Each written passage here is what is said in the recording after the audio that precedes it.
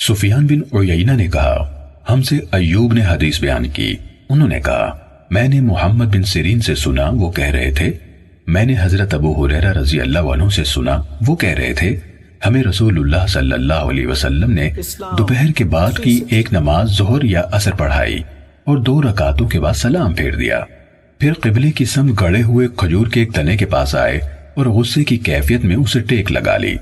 لوگوں میں ابو بکر و عمر رضی اللہ عنہما بھی موجود تھے۔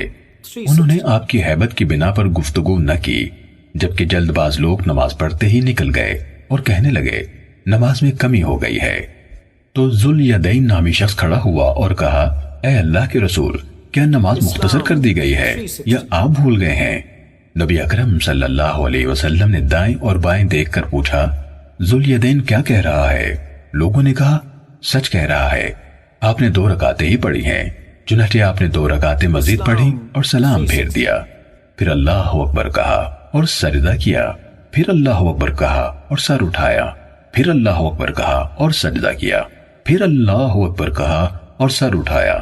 محمد بن سیرین نے کہا عمران بن حسین رضی اللہ عنہ کے حوالے سے مجھے بتایا گیا کہ انہوں نے کہا اور سلام پھیرا۔ صحیح مسلم حدیث نمبر 1200